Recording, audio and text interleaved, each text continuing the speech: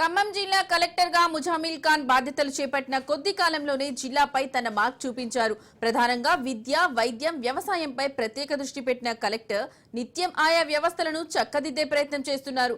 ఖమ్మం ప్రభుత్వాసుపత్రికి రోజు వేలాది మంది రోగులు వస్తారు. అక్కడ సరైన సౌకర్యాలు లేక ఇబ్బంది పడుతున్న రోగుల అవస్థలను గుర్తించి ఎప్పటికప్పుడు తనిఖీ చేస్తూ సమస్యలను పరిష్కరించారు. గురుకుల పాఠశాలలు, సాంఘిక సంక్షేమ వసతి గృహాలను ఆకస్మికంగా తనిఖీ చేస్తూ విద్యార్థులతో కలిసి భోజనం కూడా చేస్తున్నారు.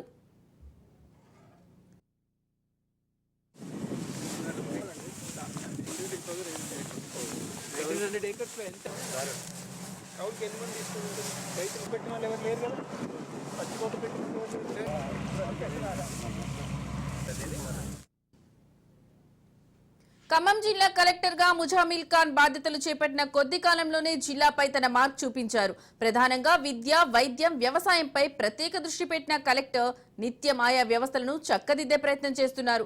ఖమ్మం ప్రభుత్వాసుపత్రికి రోజు వేలాది మంది రోగులు వస్తారు. అక్కడ సరైన సౌకర్యాలు లేక ఇబ్బంది పడుతున్న రోగుల అవస్థలను గుర్తించి ఎప్పటికప్పుడు తనిఖీ చేస్తూ సమస్యలను పరిష్కరించారు. గురుకుల పాఠశాలలు, సాంఘిక సంక్షేమ వసతి గృహాలను ఆకస్మికంగా తనిఖీ చేస్తూ విద్యార్థులతో కలిసి భోజనం కూడా చేస్తున్నారు. కట్టుకొని అమ్ముతాను సార్, చాలా కార్లు పోతాయి ఇక్కడ. మేము ఒక షెడ్ లేరు అంటున్నారు. ఎందుకు అమ్మట్లేదు? ఇప్పుడు ఖమ్మంలో చిన్న దుకాణంలో అమ్మారు.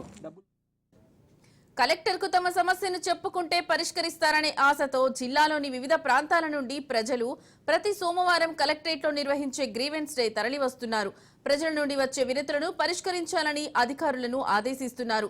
వ్యవసాయ సీజన్ మొదట్లో విత్తనాలు, ఫర్టిలైజర్ షాపులు తనిఖీ చేసి రైతాంగానికి అన్ని అందుబాటులో ఉండేలా చర్యలు తీసుకుని నకిలీ విత్తనాలు అమ్మితే చర్యలు తప్పవని హెచ్చరించారు. ఇలా మంత్రులు, ఎమ్మెల్యేలతో సమన్వయం చేసుకుంటూ జిల్లా అభివృద్ధి సంక్షేమాన్ని కలెక్టర్ ముందుకు నడిపిస్తున్న తీరు అభినందనీయమని ప్రజలు చర్చించుకుంటున్నారు. గతంలో ఉమ్మడి రాష్ట్రానికి డీజీపీగా పనిచేసిన ఏకే ఖాన్ కుమారుడే ప్రస్తుతం ఖమ్మం కలెక్టర్ ముజామిల్ ఖాన్ కావడం ఆశ్చర్యకరం.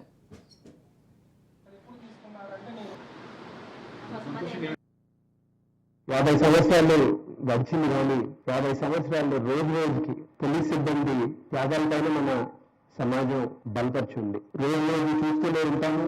కొందరు త్యాగాల వల్ల అందరూ సుఖంగా, సంతోషంగా, భద్రంగా ఇంట్లో ఉండగలుగుతున్నారు. సమాజంలో అభివృద్ధిని పొందగలుగుతున్నాం. ఇటువంటి నిరంతర త్యాగాలను అర్పిస్తున్న పోలీస్ సిబ్బందిని ధన్యవాదాలు చెప్పుకుంటూ కృతజ్ఞతలు కూడా తెలుపుకుంటున్నాను. ఏదేదైనా కానీ మా పోలీస్ సిబ్బందిని భద్రపరుస్తూ, బలపరుస్తూ ఆదుకునే బాధ్యత అడ్మినిస్ట్రేషన్ పైన కూడా ఉంటుందిగా కాబట్టి కమిషనర్ సార్తో ఇప్పుడే మాట్లాడడం జరిగింది. ఉన్న అవసరాలను కూడా తీసుకుంటూ అందించడానికి పూర్తి ప్రయత్నాలు చేస్తుంటాం. ప్రత్యేకంగా ప్రాణాలను త్యాగాలు చేసిన వీరుల కుటుంబాలని ఆదుకునే బాధ్యత కూడా తీసుకోవడం జరుగుతుంది. మీరు చేసే కృషికి, పడే కష్టాలకి, అందించే త్యాగాలకి ఎప్పటికీ పూర్తిగా ధన్యవాదాలు అందించలేకపోయినా సమాజం తరఫున, అడ్మినిస్ట్రేషన్ తరఫున, మన జిల్లా ప్రజల తరఫున అందరినీ మరొకసారి కృతజ్ఞతలు చెప్పుకుంటూ అందరికీ